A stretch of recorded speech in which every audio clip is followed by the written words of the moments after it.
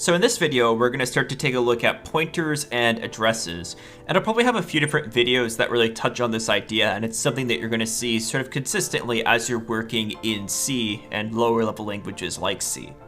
Now, generally, people will tell you that pointers are very complicated and very complex, and there is a little bit of complexity towards pointers and addresses. However, you'll see that if you understand some of the more low-level concepts, it's really not that hard. And I hope that through this video, I can help to make this concept a little bit easier and more understandable for you to be able to, use in your everyday programming. So generally, we're going to start off by talking a little bit about something, that's very basic in programming, which is how do variables really work? And depending on your level of computer education and such, you may understand or not understand the general concepts of what happens when you declare a variable in memory.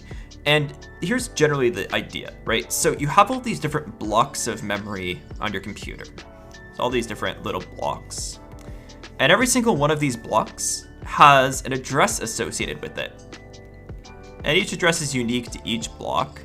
So I'll just give these some addresses. Say this is at address 1000, this is 1004, this is 1008. And you can think of each of these little blocks as like mailboxes where you can put data inside of them and you can retrieve data from them. So when you declare a variable in a programming language, what happens is the value of the variable gets placed in inside of one of these memory blocks. So say I want to put the value 2 inside of the address 1000, I just, go ahead and put the value 2 there. What happens is your language associates a variable name with this address. So it will say, okay, variable 1, for instance, is in address 1000. And now every single time that you go and reference this variable, what happens is your programming language goes to this address and checks the value. That part is really abstracted away from you. All you really see is you use the variable, you get the value, and it sort of, works like magic. But this is really what's happening at the very low level, is it's placed inside of this address block, and the value is retrieved from that address when it is needed. What happens is in C programming, you can actually reference these addresses that are associated with a variable.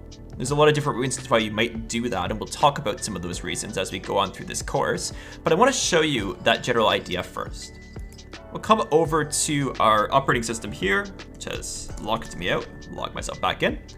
And you'll see that I have this very basic program, which has this int I equals 10, and it returns 0. Now what I want to do is I want to be able to see the address of this variable. Where is this variable actually stored? The way that I could do that is I could do printf, and I could say, the address of I is, and then I put %p, that's the format used for addresses in printf. And rather than putting the value of I, I'm going to put this ampersand in front of it. The ampersand means get the address of the variable I and print that. That's generally what this code is doing. It's getting the address of I, and it's printing that value onto the screen. Now let me show you what happens when we do that. So I'm going to go ahead and compile this, and I'm going to run this. And you see that I get like this really interesting hexadecimal number. Maybe it looks a little complicated. It's a bit of a long string here. Let me add in the new line character first so you can see it a little bit more clear, and then we'll talk a bit about that. So what's happening here is basically clear that off. We'll run this again. You see that we get this long address here. This is the memory location of the variable I.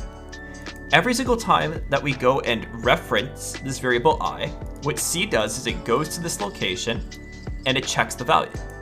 So when we first initialize this, what happens is C goes into this block here, this memory block here, and it places the value 10. So if we go and retrieve this value, for instance, if I were to print out that value, so if I say printf, the value of I is, and in this case I do %d because I'm getting an integer value rather than an address, you'll see this sort of process. Basically what's going to happen is it's going to go into that address location, it's going to get the value, and we can see that that is the case when we run this. You see we get 10. That's the value. This is the address, the location in memory where this value is stored. And that is mainly what the idea of addresses is going to be. Now when we talk about pointers, what happens is rather than having a variable that stores a value like 10, we can have a variable that stores a memory location. And what we could do is we can point to that memory location. So that's sort of an interesting idea. Let's take a look at how that works. What we do is we declare a variable that has the same type of the thing that we're pointing to. So in this case, I'm going to be pointing to the integer I. And I can call this star p, and I can set it equal to the address of I. This star here indicates that we're declaring a pointer, and that pointer is equal to the address of I. Now, let's see what happens if I try to print out some things related to the value p. What if I just print out the value p here? Remember, this is formatted as an address. Let's see what happens. So I'll compile, and I'll run it. Notice that we get an address value, right? Now let me show you something interesting that might help with understanding this concept. Suppose that I were to print out the address of I and the value of the pointer p. So this is what's currently in the pointer p, and then this is the address of I. Let's take a look at that and let's see what ends up happening. We'll clear this, we'll compile, and we'll run. Notice that these two things are the exact same. So what's stored inside of the pointer p is simply the address of I.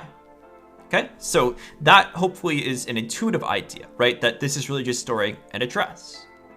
Then a question would come up, well, how do we get the value of p? You know, we can get the address of it, where it's pointing to, but what about its value? Well, to do that, we put a star like this. We call this dereferencing. We're dereferencing this value, so we're not looking at the address anymore, we're looking at what it references, in this case, the value. So let's take a look at that. I compile this, and I run it. Do you see that I get now the value 10? So you can see that I'm actually getting the value 10 because I'm getting what is located at that address. So the pointer p points to a location. So it points to a memory location, and we can get the value at that memory location by dereferencing it using this star. And then the ampersand gives us that address. And this is the very fundamental idea of pointers and addresses. We're going to continue to see this as we continue on with C programming, so don't worry, you'll see this concept come up many, many times, and we'll continue to drill down that concept to make sure that it really makes sense. But what I want to do right now is I just want to give you a little bit of context towards why.